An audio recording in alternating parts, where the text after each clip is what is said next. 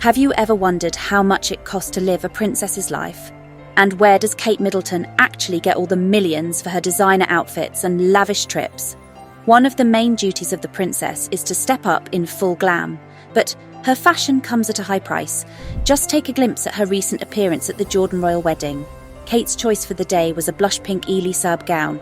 Though the exact price tag remains a royal secret, gowns from the designer don't come cheap, typically ranging from £13,000 to £15,000. To complete her outfit, a golden clutch from London's own Wilbur & Gussie added another £250. Then there were those stunning diamond earrings. But it was believed to be a wedding gift from Jordan to Catherine. For the evening banquet, Kate switched gears into a sparkling rose gold dress by Jenny Packham. This radiant wardrobe edition is estimated to cost around £5,000. The heels by Gianvito Rossi, covered by Swarovski crystals, perfectly completed the look and added almost £2,000 to its cost, so that's a grand total of over £20,000 for just one day of royal fashion. Many people are still curious about the cost of Catherine's outfit for King Charles III's coronation. The bespoke white dress from Alexander McQueen was apparently embroidered with silver threads. Such a piece of clothing definitely cost several £10,000. And while there was no tiara, don't think she skimped on accessories.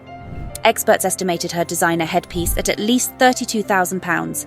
But let's not forget, the coronation wasn't a one-day event. A whole week of public engagements meant a parade of outfits for Kate. Just the day before the coronation, she was seen charming the crowds in a custom Jenny Packham dress. The price tag of such an order is around £3,000.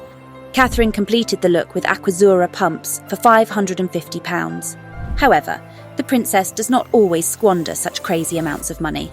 Talking about her coronation week wardrobe, Kate spent not more than £1,500 in total on the rest of her clothes. For the pre-coronation reception, she opted for an affordable self-portrait midi dress, costing just £360. And Kate isn't above repeating outfits like most of the other senior royals. For the coronation pub visit, she donned a well-loved epitome London coat. We have seen the princess in it minimum twice before. This red suit, in which Catherine attended the coronation concert at Windsor Castle, isn't brand new. The princess launched her charity campaign this year, Shaping Us, Wearing It. Kate's stylist recently revealed one trick that helps princesses show up in full glam and spend zero money. Sometimes she just borrows dresses from British designers for special occasions. But here's something to consider. The Princess of Wales has over 1,000 public engagements every year, from official balls to sporting activities. Each event has its own dress code, and it all adds up.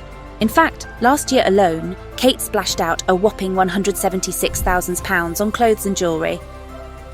And with accessories, she has a special story. When Kate stepped into the royal family, she got enough jewellery till the end of her life. A large part of Princess Diana's collection, which William inherited, is at her disposal. It includes several sapphire sets, which were created to complement an engagement ring. The stunning blue pieces together are valued at an eye-watering £20 million. Catherine also now uses Diana's pearls, like the Strand pearl bracelet and diamond and South Sea pearl earrings.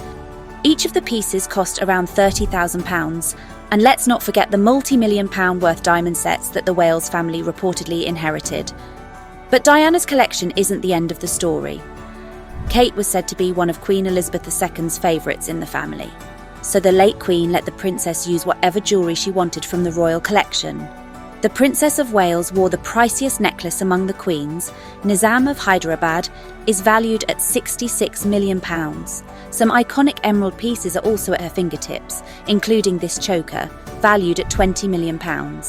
Elizabeth II reportedly bequeathed a large part of her private collection to Catherine. As proof of the rumours, the Princess of Wales wore the late Queen's diamond earrings for the wedding of Crown Prince Hussein of Jordan. Even with a dream-worthy collection of jewels, Kate constantly looks for the next sparkling addition. At the coronation weekend, she dazzled with a Van Cleef and Arpels set she purchased a few years ago for over £13,000. Last year, she also showed up in Top Gun Premiere in new white gold diamond earrings that currently retail online for £10,500. Still, Princess of Wales buys a lot of her everyday accessories in affordable brand Accessorize. We also saw her in £20 Zara earrings or necklaces. However, Catherine's public engagements aren't only about her luxurious clothes and accessories. She and Prince William are taking part in events around the world, which means constant travelling.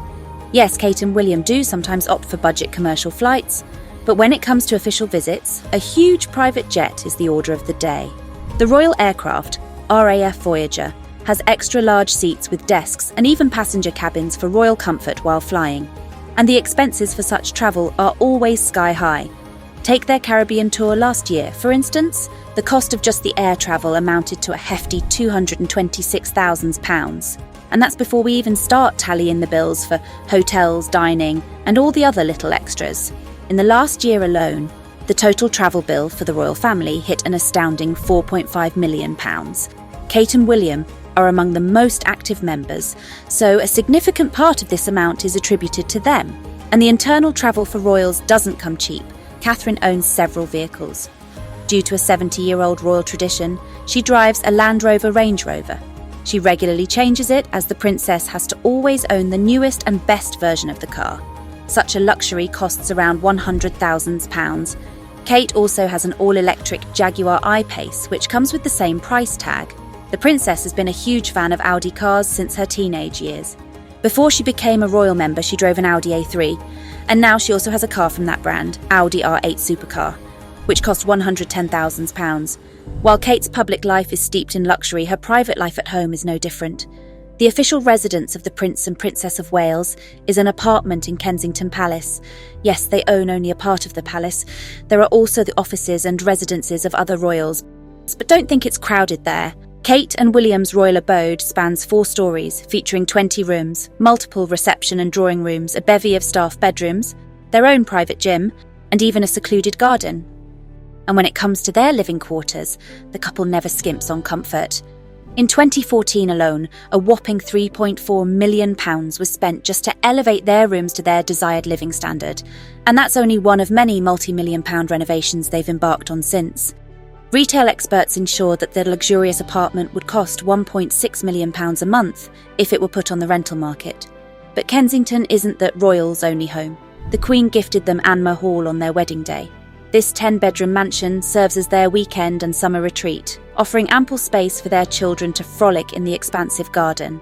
Before they moved in, the Georgian property underwent £1.5 million worth of refurbishments. This included adding a conservatory, rerouting the driveway, and a complete interior overhaul with the help of a designer. The Wales family also owns Adelaide Cottage in Windsor, where they are mostly spending time right now. Despite the property's modest 4 bedrooms, its design was once described as straight from a fairy tale. The mansion has hand-painted shutters and a huge backyard with an outdoor fountain and circular flower beds. With such an estate, you might wonder how many people work for Catherine to help with housekeeping. Experts have noted that Kate is quite the hands-on housewife. What's more, she doesn't employ live-in staff, cutting down on her housekeeping expenses. However, maintaining several homes does require help. Rumours suggest that up to 15 housekeepers are on the payroll to keep everything in order. But when it comes to personal staff, that's where Kate's team expands. From a personal assistant and private secretary to security personnel, she's got her bases covered. Let's not forget her beauty team either. Her entourage includes a hairstylist, makeup artist, personal stylist, and even her own cosmetologist and masseuse, all there to ensure her physical and mental well-being. And yes, a portion of this beauty team often accompanies her on trips to ensure she's always at her best, no matter where she is. But if you're imagining that Catherine's luxe lifestyle is draining Britain's state budget, you're not quite right. The British royal family owns a decent amount of real estate and land, which makes them millions of pounds of income.